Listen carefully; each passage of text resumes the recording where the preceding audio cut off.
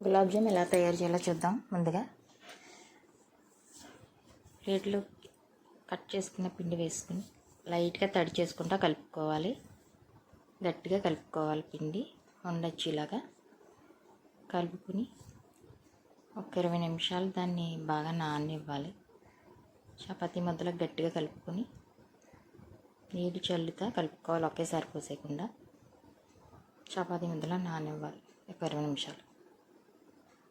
గ్లాసున్నర పంచదార వేసి ఒక ప్యాకెట్కి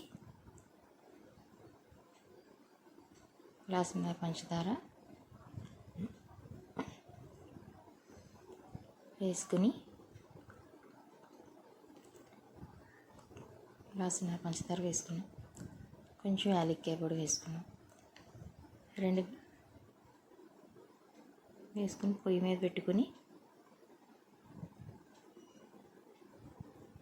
పొయ్యి మీద పెట్టుకుని 2 గ్లాసులు వాటర్ పోసుకుని లేత పాకం వచ్చేదాకా దాన్ని మరగనివ్వాలి. లేత పాకం వచ్చేదాకా మరగనిచ్చి ఆ పాకాన్ని పక్క స్టవ్ మీద పెట్టుకుని మనం ముందుగా కలిపి పెట్టుకున్న పిండిని ఉండలు చేసుకుని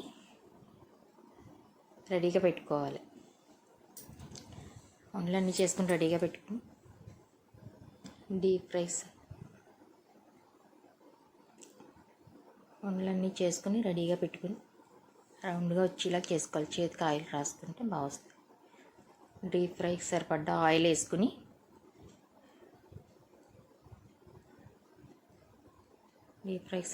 వేసుకుని పాకం రెడీ అయిపోయింది. లేత పాకం వచ్చేలా పట్టుకుని పక్క స్టవ్ మీద పెట్టుకోవాలి. డీప్ ఫ్రైకి సరిపడ్డ ఆయిల్ వేసుకుని ఆయిల్ మరిగాక ఇవన్నీ వేసుకుని వేయించేసుకుని దోరగా ఆ మరిగి పాకంలో వేసుకోవాలి. గులాబ్ జామ్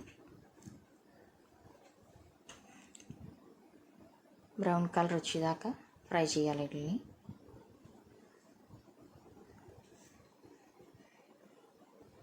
అన్నీ ఒకసారి కాలితే ఒకసారి వేసుకోవచ్చు. 2 టైమ్స్ కాలితే 2 టైమ్స్ వేసుకుని ఫ్రై చేసుకోవాలి. బాగా చేసుకున్న తర్వాత పక్క స్టవ్ మీద పెట్టుకున్న పాకాల్లో అవి తీసుకుని వేసేసుకోవడమే.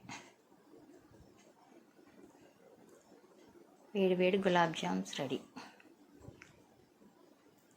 మీరు కూడా ట్రై చేసి మీకు ఎలా కుదిరాయో మాకు కామెంట్ చేయండి ఫ్రెండ్స్. Thank you friends.